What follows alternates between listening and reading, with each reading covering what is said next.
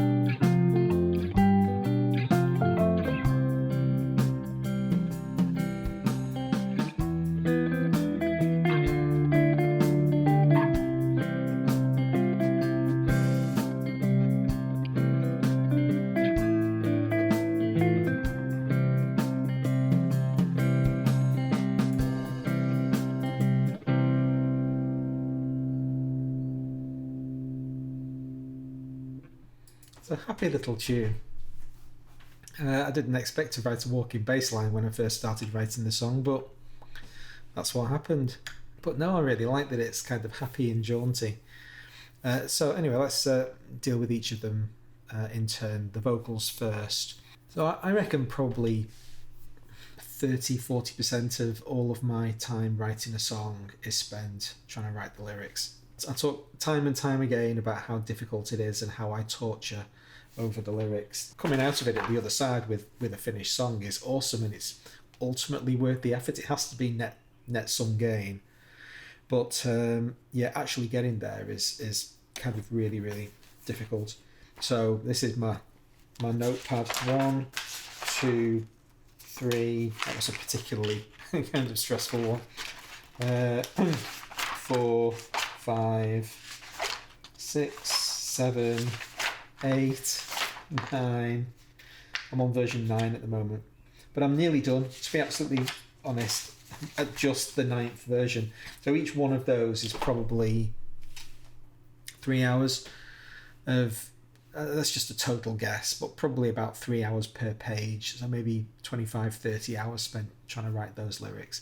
And I'm just getting to the stage now where I'm happy with about 80 to 90% of it. And the particular difficulty with this song is that I like to set scaler up so that I can play all the white notes and just mess around with different melodies and hammer around until I find something that I like. Because there's something like, 30 to 40 key changes in this song, it was impossible for me to do any kind of keyboard mapping. I had to actually play it with just the regular piano keys. And so I was just constantly struggling all over the place. My brain cannot keep up with chord changes that fast. And as you can tell, in a lot of the cases, I've ended up mirroring what the guitar was doing. A lot of these lines are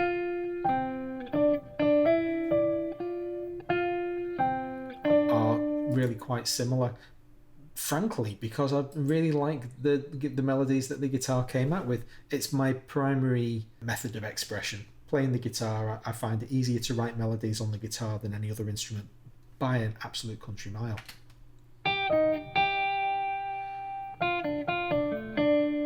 So these melodies that I just kind of spontaneously come up with on the guitar, I think translate really well into vocals.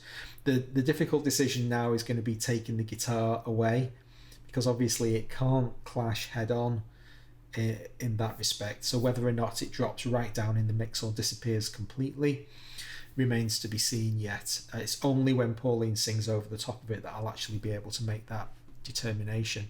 And it's the usual suspects that cause me to take so long writing lyrics. What percentage of the song should lyrics actually occupy, particularly in a song like this, which was so dynamic. There are so many kind of ebbs and flows and changes of style, and there's really no kind of formalized pattern to hold on to.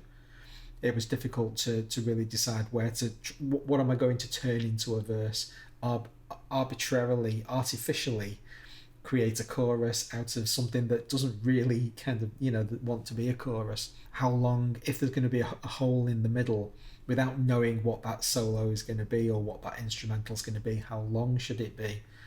And so, just the structural, the architectural kind of questions take a long time. And then I end up getting obsessed with rhymes. I'll find a word that kind of fits well, and then I'll spend the longest time trying to find a rhyming word for it to make the pair of lyrics work well together. And I can just really, really easily burn an entire hour just staring at a single line and not being able to come up with a partner for it. And what I'm starting to find, actually, and it's happened a couple of times on this song in particular, is that I'll come back to it in a following session and actually not use that first line as a jump point. Try and write a new pair of lines. Don't get so obsessed with it has to be that particular rhyming sound. I found a couple of times in this song that I sort of painted myself into a corner and wrote some lyrics that I couldn't extend in any direction. I was just getting really frustrated. Throw it away. It is really, really difficult. I'm not accomplished at it at all. The bass line, on the other hand, it's just a complete joy playing the bass. I just enjoy it so much that it really doesn't take long. Once I'd decided that it was going to be a walking bass line, actually playing it in and really kind of just following the chords in the song and just playing a walking bass line over these chords. So it really doesn't take very long to get the structure of each chord in your head and know whether or not you're playing a major or a minor and just have fun. It's just such good fun. Little runs like that might take a little while longer to pick up.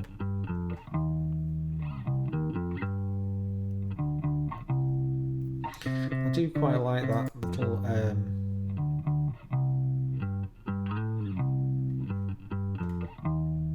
I try to keep as much of that kind of natural dynamicism in it with the sliding of notes and trying to play it as comfortably and smoothly as I possibly can. So whereas, 25, 30 hours on the lyrics, maybe 5 on the bass line, which is still a lot. I'm still, none of this comes easy to me. It's like squeezing blood out of a stone, but it is the easiest and fastest part of the songwriting process for me. And I've never written a walking bass line on a song before, so just such good fun to just groove along and kind of, think, oh, thank God for that. It's not going to be a ponderous kind of overly reflective. The lyrics are actually pretty reflective, ironically, but the jauntiness of the song will keep it from, sinking under its own weight.